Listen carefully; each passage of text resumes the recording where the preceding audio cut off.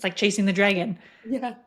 You're going to chase. Yeah. Where what do we have is our presence. We have this moment, and then we get to create that moment into whatever we want it to be. That's the power that we have as humans on this planet. Whether we choose to lean into it and access it and apply it or not.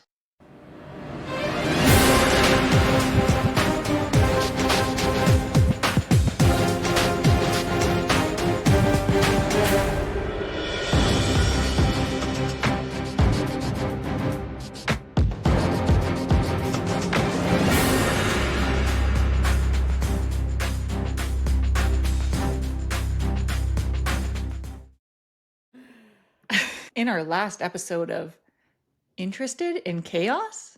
I thought we were going to do it together. We always do that part together. I was like, Sorry, try again. In our last episode of Interested in Chaos, we talked about how, wait, what did we talk about? We talked about putting people in boxes. Yes. Yeah, or at least we tried to talk about it. We talked about it a little bit. Upon it. There's mention of it. There's mention of it. So explain to me again the idea of putting the person in the box and why that isn't the greatest idea. And then I have another question for you. Yeah. So when we self-sabotage, even, I'm going to use that boldly, we're self-sabotaging ourselves by putting obstacles in front of us. And essentially, when we're thinking that other people have these expectations of us, we are creating an image of them that we are seeing and essentially putting them in this box of judgmental, rude, malicious, the list goes on, right? And so this is this projection now of... Right. We've completely made it up. Yes. Based on our experiences, our conditioning, whatever, we assume and make up that this person's going to have this response to this statement, and so it is. Right, which is bullshit. So the question now is, okay, well, if there's no such thing as imposter syndrome, which is what we were talking about, then is there such thing as people pleasing? Because if that's in fact what we're doing, is people pleasing not just then people judging? Ooh.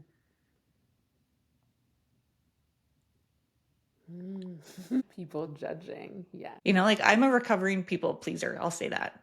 Whatever the fuck that means. I have made a lot of choices in my life based on an idea of how I think the other person is going to respond. And in most cases, I made that choice for me, not necessarily even for them, but it was in order to soften or make their experience better, quote unquote. So my experience would be better. Right. Based on an assumption of how they would also perceive your truth, whatever thing you're holding back from them. It is a preconceived idea of how they're going to react, what they're going to say, and that's the judgment part of the people judging. Right. So what is even people pleasing? What even is that? Are we going to just call that out today too? It feels made up. All of a sudden it feels very made up. Just another label for us to get trapped under. Just an illusion, like it all is. It's an illusion, especially that illusion of who that person is and also who we are, because all we're seeing is ourselves. They are the mirror to our experience. And so if we're actually people judging, we're also self-judging. Oh yeah, fully. That's where it comes from in the first place, isn't it? We're judging ourselves first and then creating an experience in order to not be judged, but we're already doing the judging. Yeah, we're the creator, the destructor, the observer of it all. Yeah. It's so egotistical. We're living in our own world of like, oh, I know everything. And so I'm going to make the rules and I'm going to set the stage and I'm going to tell you exactly how you're going to react because I know you so well. But really, it's because I know myself. But do I really know myself? Because if that were true. Do you really know yourself? This is always the ultimate question. And even, okay, I mean, here we go. Here we go. Because who's to even say that you know yourself if you know yourself? Where's the judgment of that? Yeah, it's its own box, its own label. If you saying things like I know myself, what the fuck does that actually what mean? Does it even mean? What do you mean? Compared to what? Label. I put myself in another box. There's another limitation there because I know myself. I've labeled myself in this way. Why? Right. But even knowing yourself, like, I mean, I know myself pretty good. I'll say that as a statement. And also, compared to what though? So if I start asking, well, do I know myself? Like, how would I even describe? I won't describe myself to you right now because I'll stumble over my words and be like, oh, I actually guess I don't know. But I feel like I do. I feel like I can show up. I can feel like I show up and I'm me when I'm showing up to shit, like here with you talking, It's such a And different also, show. we're recording a podcast. So there's a part of it where it's like, I'm a podcast host and I'm going to show up as that. But if we don't have anything to actually compare it to or some baseline of right and wrong, then it just is something else that exists, just like everything else in life. Because what's right and wrong? Right. If you let it be, it's just an unfolding. It's all an expression. Mm-hmm. It doesn't actually mean anything anyways, Yeah. unless you allow it to. So are the labels required? Like, oh, I'm a podcast host. Like, does that Or I'm a people pleaser. Let's go back to that. I'm a people pleaser. What does that mean? Well, no, it doesn't exist. I'm a people judger people judge? and a self judger. Right, so what do we do with that information now that we have completely destroyed the term people pleaser? Doesn't exist. Sorry, all you people pleasers out there. It's bullshit. We're actually denouncing that. Thanks. Yeah, canceled. Take that one to the bank People pleasing is canceled because it's not real. because it's not real. Because it is our own judgment. Manipulation. A manipulation. I It's a love manipulation.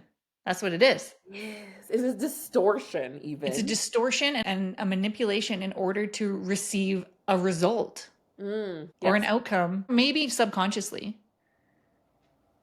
It almost has to be because the act in and of itself doesn't even allow for the other person to provide you with real feedback. It's Right. something you're creating. You're doing the own assessment here. Right. And the other person, number one, is not asking to be manipulated. And number two, doesn't know they're being manipulated because you're just showing up as you, whoever that is. Right. So there we are they're in their box already, but we've like put the lid on the box. I think it's a difference. Well, even in what you're saying, it brought me to this thought of let's say, the knowing, right, of who I am. It's not an intellectual thing. And that's where I think the difference is. We're intellectualizing knowing oneself and putting labels and boxes and all of these Mhm. things versus sitting in the feeling of this is the expression of me in this moment.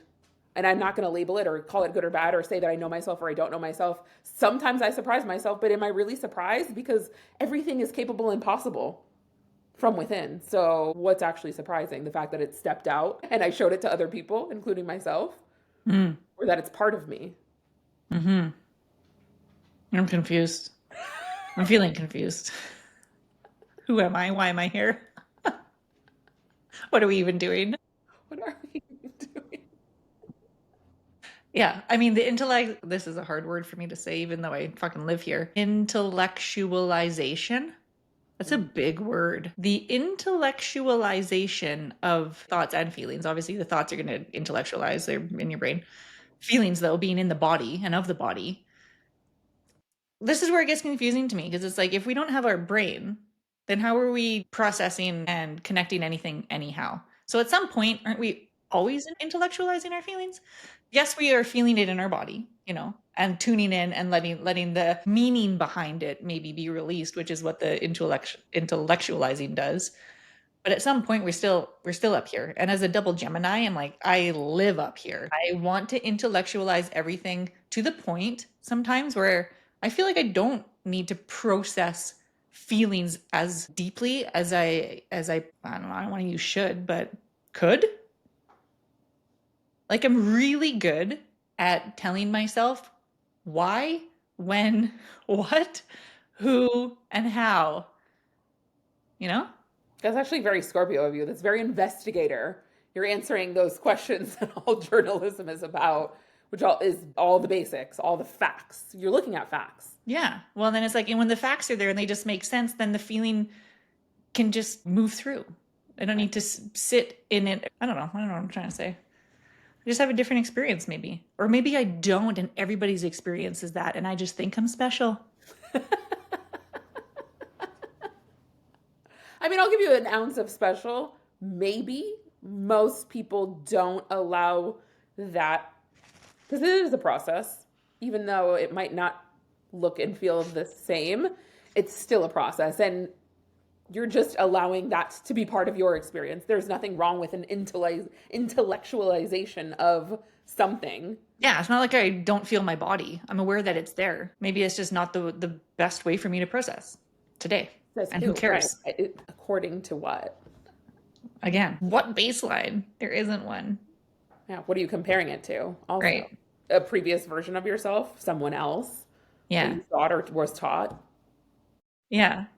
Going back to choices, like if we can make sense of the way that we feel or the way that we show up in order to continue to choose joy and growth and expansion overall, then that makes sense. That makes sense to me.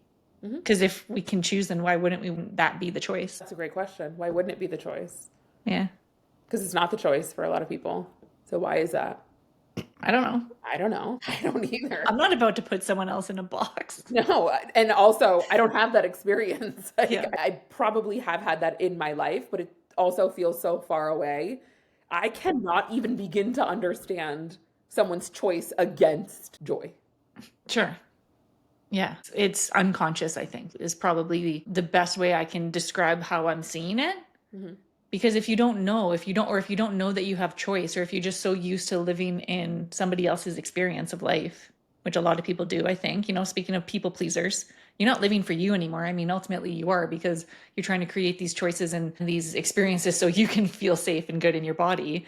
But I don't think they're consciously doing that. People that are people pleasing or people judging, our term people judging, aren't aware that they're doing it for themselves, Right.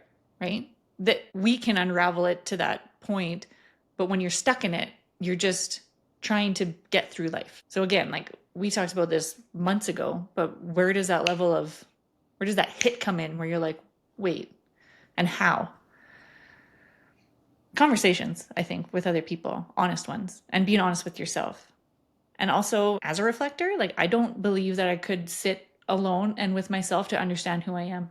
Mm. I need other people's reflections of me in order to discern and to call me out on my bullshit. I can't see the pile of shit I'm standing in if I'm standing in the shit. Right.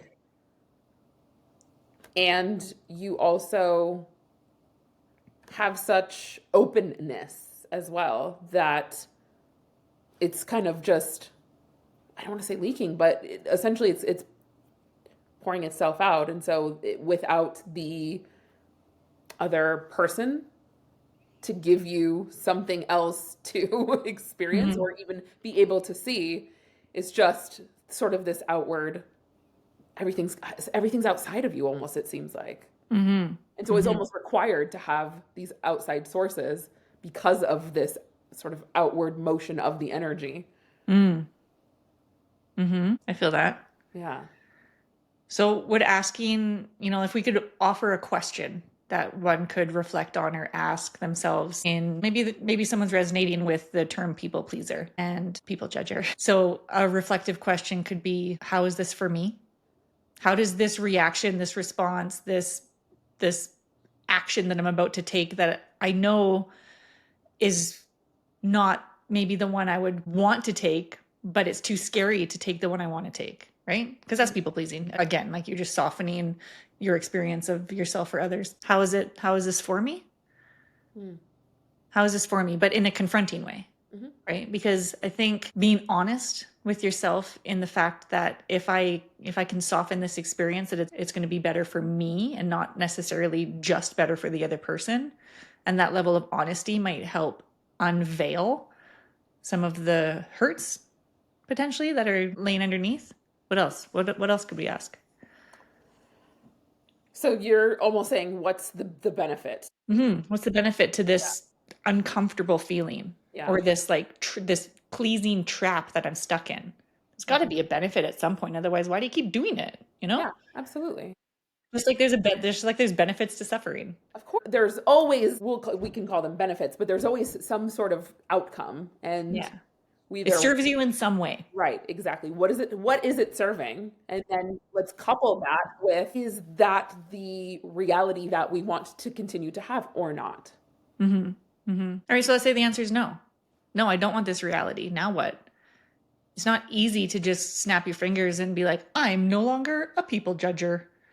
I am now a sovereign being. It takes time, it takes effort. Shadow work is always an antidote to everything. It's my favorite thing. I mean, the question then becomes, what are you willing to do then Yeah. to make it different? Yeah. Yeah. What are you willing to sacrifice? Sacrifice, absolutely. What are you willing to devote yourself to instead? Mm-hmm.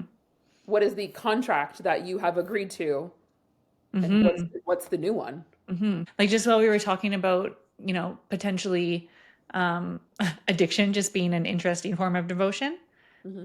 let's look at that through the lens of all of this. Hmm. Let's put the lens of devotion on where it's like you're so devoted to people pleasing that you've created this version of you that is no longer of you. It's Hmm. for others. So imagine if you channeled that devotion. That's all. Limitless. Actually limitless. But people, do you see how that word is so weighted, limitless? Do you see how far away? And I can understand why people don't want that. That is so expansive. Like, have you ever seen the show Expanse? I think it's called Expanse, or they're like in outer space. I remember when I was younger, I used to look out into the night sky and I would be scared shitless. Like my whole nervous system would just crumble down because it felt so outside of myself. I couldn't physically grasp it. My mind couldn't grasp it, and Mm-hmm. it frightened me. And I feel like that's very similar in a lot of people's experiences of limitlessness. Is that's so expansive. It's almost like blowing you out of the water. Yeah, that is petrifying. Mine's water actually. Like Same. I look up at the sky and I get confused. Sure. Like it's too much to understand. If I'm in water specifically and deep water, ocean water, I'm like I have absolutely no fucking clue what's underneath my body. Hmm. And I'll never know. And yet it exists on this planet. That's the part where it's like it's here and I don't know and it gives me a little bit of anxiety. It's not preventing me from going swimming. That's the point. Yeah, That's the point, though.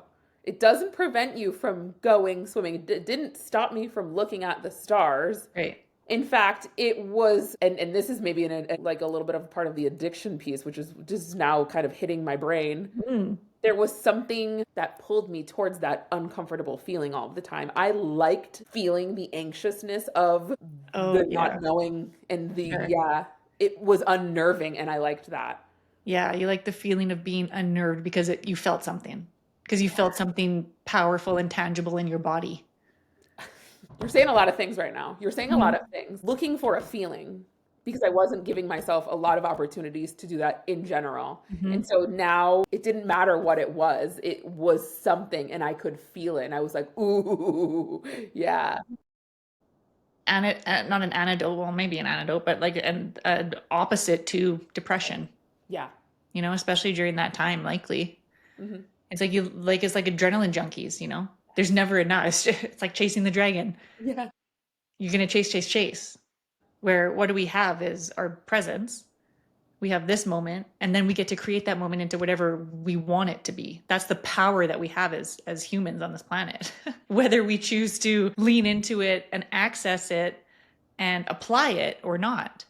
So, going back even to the word limitless, I think there's a lot of people on this planet that are afraid like of success, Period. Hmm. you know? They're not afraid of failure. They're afraid of success. They're afraid of the limitlessness because it's so big, so broad, so expansive. It's so much. Right. And then it begs the question too, like who do I now need to be? If Mhm. I'm X successful, what does that mean for me in terms of how I show up with my energy, with my time, with my commitments, with my family? Like things change.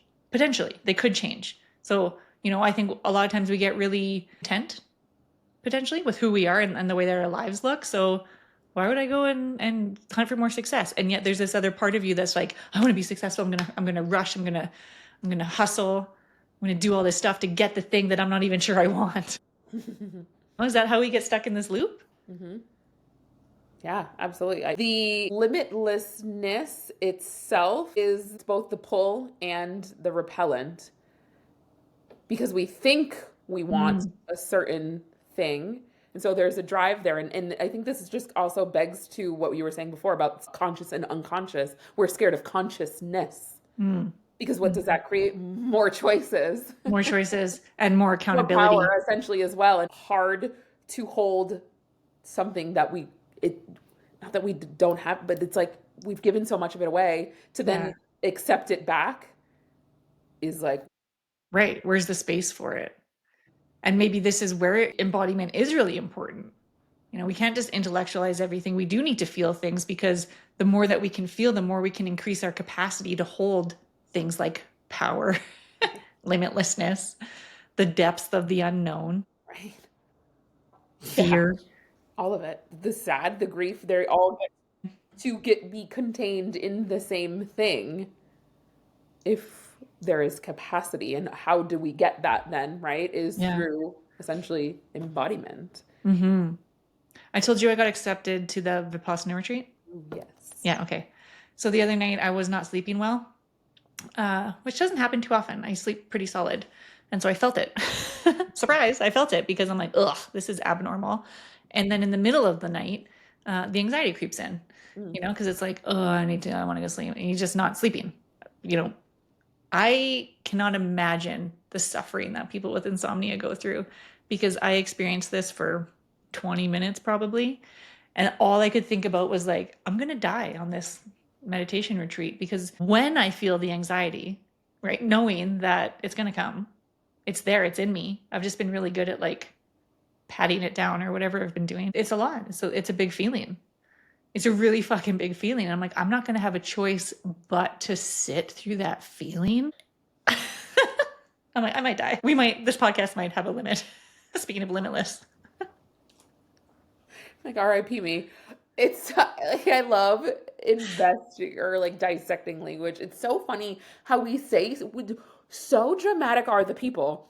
I'm gonna die. So dramatic. Yeah. Like, obviously, Okay, I'm going to get through it. but did you die? But Yeah. did you die? Yeah. I mean, we don't know yet. TBD. Right? I mean, it's not impossible. Let's just say that. And also, Oh, God. another judgment. Always. This is all we can do. All we can do is just like judge and then discern and then circle back and get into our brain loops of it's right, it's wrong, it's black, it's white, it's here, it's there, and everywhere. Yeah. I feel like I noticed for myself, the black and white part doesn't come until after the fact. It's like Oh. I see it, allow the experience, and then there's almost a level of judgment. And so then I question, is that even judgment or is that assessment? Is that Well, not yeah. I mean, we talked about this already too. right? Judgment is assessment, you know? So, okay, now I need to go back and change our Are entire people beginning of assessors? this. Where people assess it. Well, where people, I think in terms of people pleasing, it's more like we're people condemners. We're not One straight assessing. pessimism. Fuck It's it. negative. It's always negative when you think about that. If it's not coming from a place of pure heartedness. What? Apparently, this is where Of I am. course it is too. This is where I am, right? The conscious versus the unconscious. Because if what you're saying is true about the unconscious part of you doing it for the benefit of the other person, then that's from the heart. It might be pure hearted. Exactly. Yeah. Okay, it might be hearted, but pure hearted, Mm, that's layers mhm. of Layers inner deep. work first. Yeah. Hmm. Pure. What's even pure? Oh God. We can't have conversations. We can't even say words. Gonna tear everything apart. I feel What like a are Greek even words? philosopher. Okay, I forget what we were talking about. It felt important. I remember, because interesting you talk about black and white and then the assessment coming afterwards. I have a client who is very in tune and very in touch, and also is having difficulty connecting with the feeling of intuition or of intuitive hits. And this person's looking for evidence before it happens, Hmm. right? And my invitation was look for the evidence after it happens, because you can reflect back on, oh yeah, that was an intuitive hit that I received. Because for me, intuition is flow and receiving, not forcing and attempting. Yeah. And well, even for that person, the fact that it wasn't seen in the moment almost takes away from the intuitive part of it, even though it's probably there. Now we're going back to the intellectualization again. It's like now my brain has to say that it is so in order for Right. it to be so. So instead of that, because that obviously is hard, going forward and then turning around Right. from the moment of awareness, because now there's a level of awareness that exists. Or rather, speaking of what we were talking about before, there's a desire there for it to be in my presence. So now I'm looking for it. Now I'm looking for it, right? There's a search for it. Yeah.